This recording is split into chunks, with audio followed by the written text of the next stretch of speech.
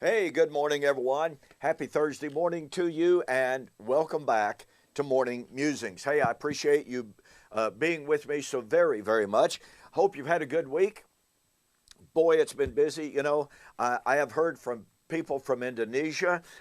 There's a group of men from over there, Bible students.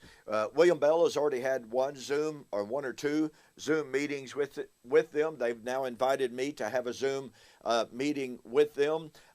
Just this morning, I received an invitation to have a Zoom meeting with a gentleman from Peru. I've been corresponding with people from Norway. I've been corresponding with people in Israel. I tell you, the word is getting out. The word is getting out, and more people are getting excited about the message of fulfillment. It's literally astounding to see and to witness what is starting to go on. And yet, of course, what's so funny is the anti-preterists. They start their little Facebook pages. Oh, we're going to put an end to full preterism, and full preterism is not growing. Yeah, right. That's what you call whistling past the graveyard. They literally have no clue what's going on in the world. But I can tell you this, there are a lot of people in full-blown panic over the rapid growth of covenant eschatology. Okay, so we're continuing our study of the Olivet Discourse. As I've shared with you, 99% of all commentators say Matthew 24 is a divided discourse. Verses 4 to 34, perhaps verse 35, talk about Jesus' actions and judgment against Jerusalem, consummating in his coming in AD 70. But we are told in verse 36, but of that day and hour knows no man, no, not the angels, but my Father only. That's a conflation of Mark 13, 32, or 31 and 32, and Matthew. We are told that Jesus changes the subject. Now he's talking about the end of the world. And don't forget, tomorrow we will continue our examination of Mr. Paul Ellis's book, AD 70 and the End of the World. And Mr. Ellis is absolutely remarkable, unbelievable, literally, claim that AD 70 was not a coming of the Lord in any way, shape, form, or fashion. Jesus did not come in judgment of Israel in AD 70. Now, was it a judgment on Israel for sin? Yes, but it was not a coming of the Lord. That's pretty incredible. But nonetheless, be sure to stay tuned for that tomorrow. So, what I've been sharing with you, we're in Matthew chapter 25, 1 to 13. And the parable of the coming of the bridegroom for his bride, and the 5 wise and the 5 foolish virgins. And the exhortation to watch. That exhortation to watch is the same exhortation as of Matthew 24, 43 and following, which was the exhortation to watch for the signs. The signs of the coming of the Lord in AD 70.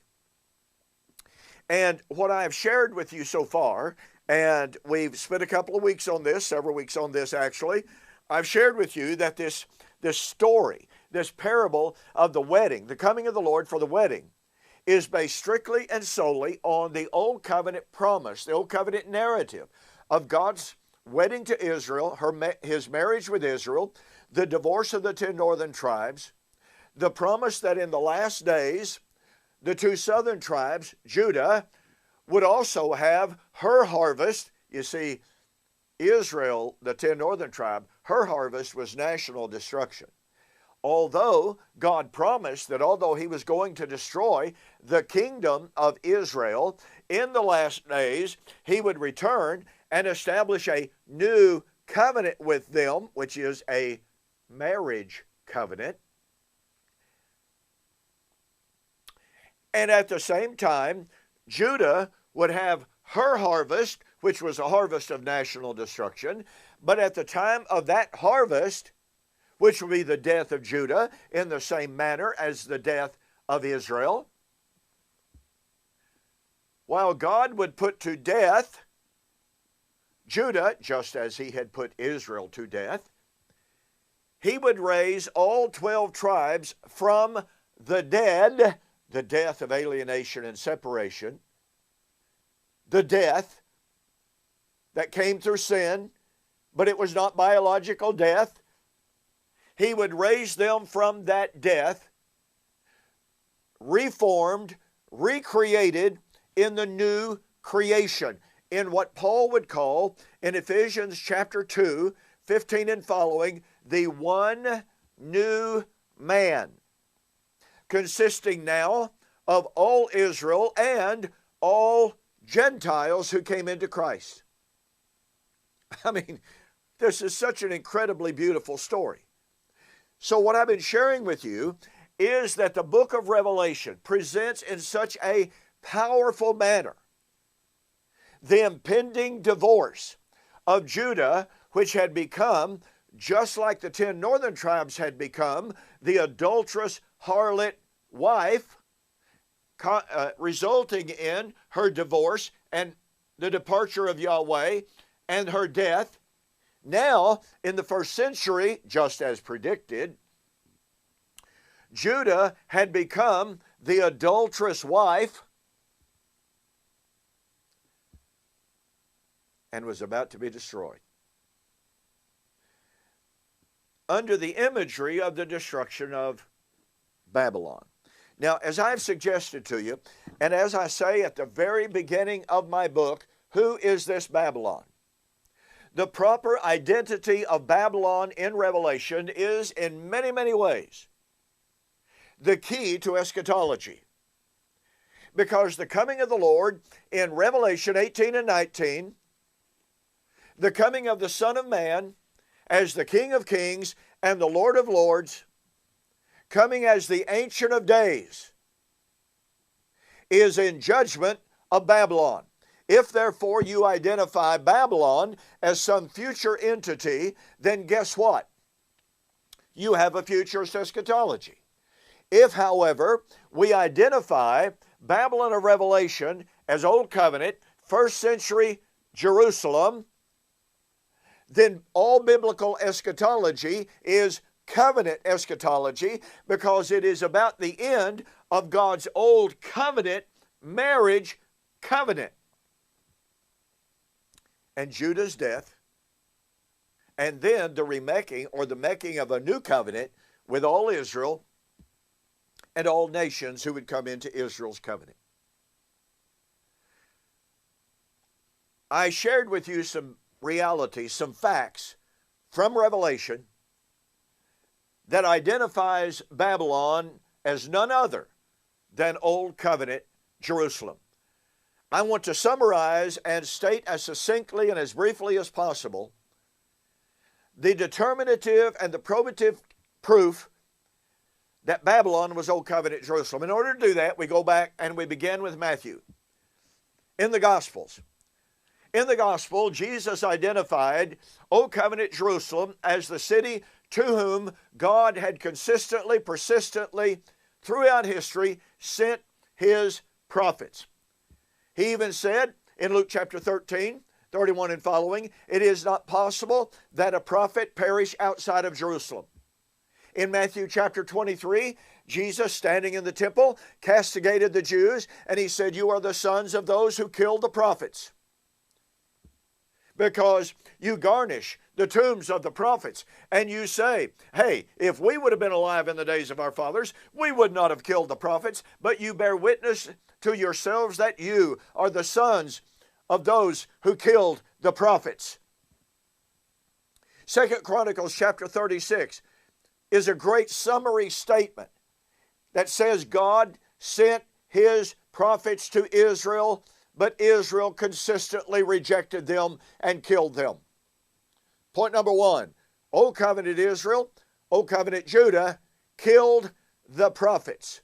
By the way, Stephen even asked the question in Acts chapter 7, which of the prophets have you not slain? You know, that was never said of Rome. It was never said of Babylon in Iraq. Real quick anecdote. I was on a radio program some years ago. We were talking about the identity of Babylon, and a caller called in and he said, no. Literal Babylon in Iraq is Babylon of Revelation. And I said, well, can you name an Old Testament prophet that literal Babylon in Iraq ever killed? And the phone went kind of silent. And the guy finally says, well, yeah, Daniel, Shadrach, Meshach, and Abednego. And I said, well, sir, I'm sorry, but that won't work. What happened when Nebuchadnezzar threw Daniel in the lion's den? The lions went on a prophet diet, a non-prophet diet. That's not Profit. Their mouths were shut. They could not kill Daniel. What happened when Shadrach, Meshach, and Abednego were cast into the furnace that was burning 7 times hotter than normal? Oh, they were walking around. I don't even suppose they got a suntan. Point of fact is, literal Babylon in Iraq tried to kill the prophets and failed. That means literal Babylon of Revelation, or literal Babylon, cannot be Babylon of Revelation. Point number 2. Babylon in Revelation is the great city, and it is the great city, quote, where the Lord was slain, was crucified. Is there any question whatsoever about where Jesus was crucified? Babylon in Revelation is also called, spiritually designated as Sodom, spiritually designated as Egypt. Do you realize that the only city in all of the Bible ever spiritually designated as Sodom is Old Covenant Jerusalem? Do you realize that Old Covenant Jerusalem and the Old Covenant people were in bondage, i.e. Egypt, with her children? Galatians chapter 4, 22 and following. Point number 3. Babylon is where the apostles and prophets of Jesus were slain. Well, in Matthew chapter 23, Jesus said, behold, I send to you wise men, scribes, apostles, and prophets. Some of them you shall scourge and shall crucify and shall chase from city to city, that upon you, watch this, may come all of the righteous blood shed on the earth.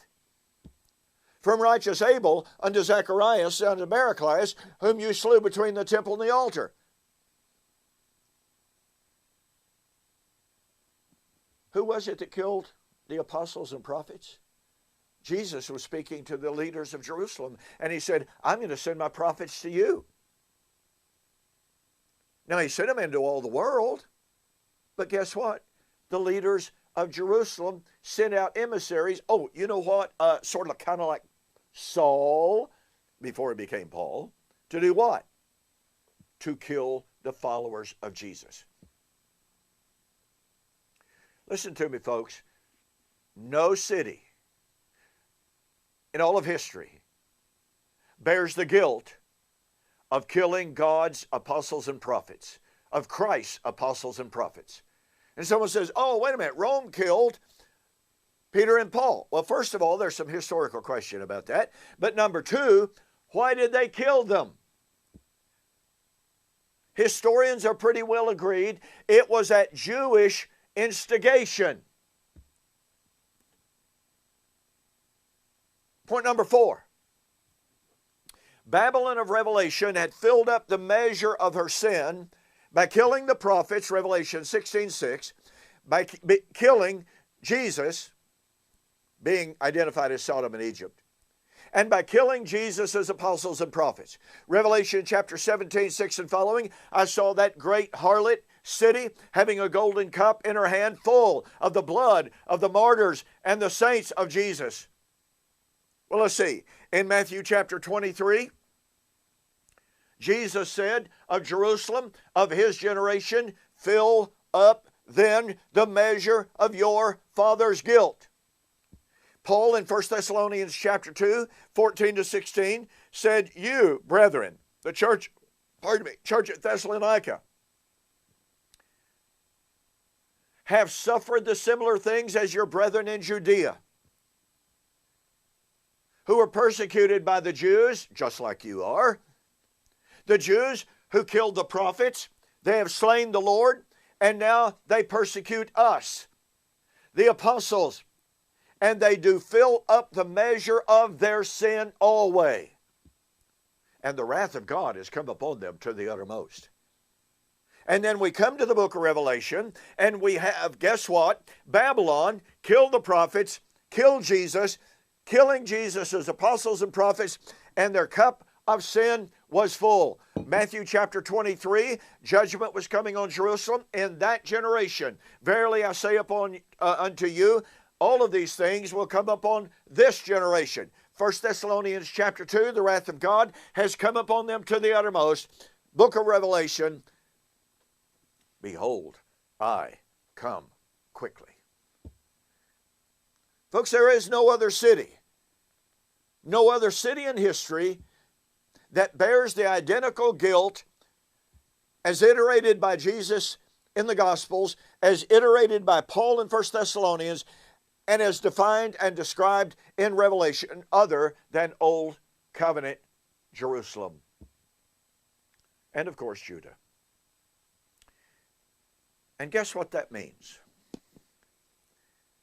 That means that the impending judgment on Babylon was the impending death of the harlot wife, Jerusalem,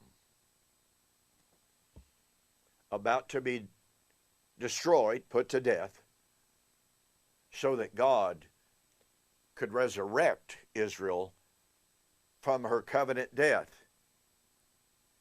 and make a new marriage covenant with her in the new creation, where once again all men would be invited to participate in that salvation. Hey, I'm out of time. If you want more on this and a fuller explication, go to my website, donkpreston.com, BibleProphecy.com. Order the book, Who Is This Babylon? Make mention that you saw the offer on YouTube or Facebook, and I'll refund your shipping. Okay, don't forget, more on Mr. Paul Ellis's book, 8070 and the End of the World, on the flip side, which is where I'll see you.